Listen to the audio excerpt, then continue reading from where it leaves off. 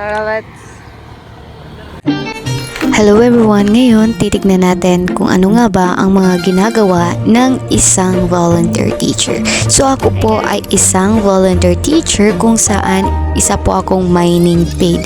So sa lugar po namin, meron kaming mining, so that's why meron po kaming mga sweldo. Ang sweldo namin ay 10,000 pesos. Pero minsan 2 buwan delayed, 3 buwan delayed, kaya minsan kailangan mong pagkasyahin yung 10,000 mo sa 3 buwan or 2 buwan. Kasi minsan late talaga sila nagpapasweldo. Ako po ay isang BS Ed, ngunit narito po ako sa elementary dahil dito ako na-assign na maging volunteer teacher at naging teacher at advisor na rin ako dito sa kindergarten.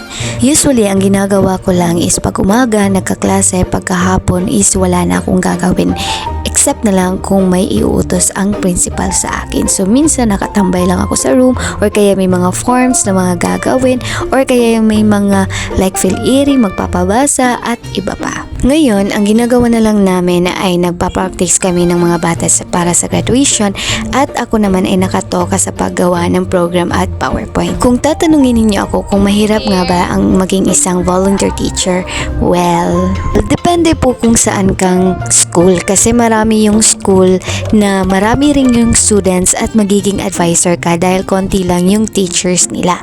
So, yung sa case po natin is lucky po ako kasi konti lang yung student ko at half day lang. Pero hindi po ako pwedeng umuwi ng 1 p.m. Dapat po 5 p.m. So, ganito rin po yung mga situation ng isang LSB or local school board teacher.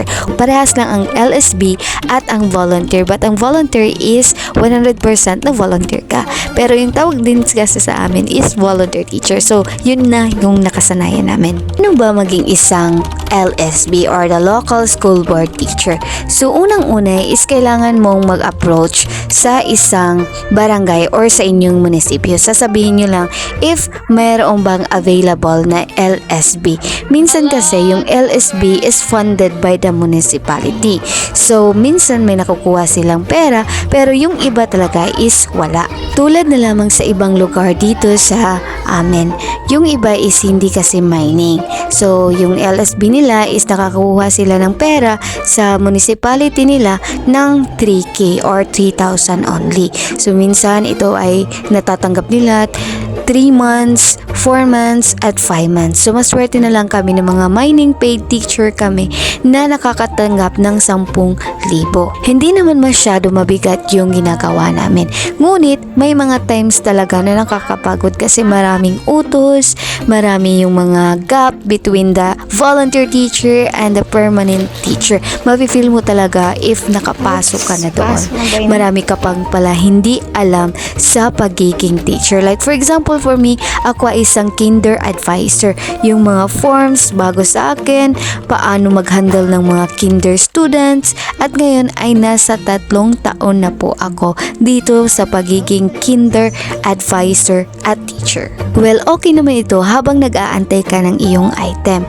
Kaya lang, kung papasok ka sa private school, meron itong contract na 3 years or depende sa school or sa private school na pinasukan ninyo. Kaya dapat pag-isipan mo kasi hindi ka basta makakalapas kung matatawagan ka na ng division. At iyon lamang ang vlog ko ngayon. Naway mag-comment kayo kung ano ang susunod kong i-video. So maraming salamat sa pagsubaybay at kamsamnida!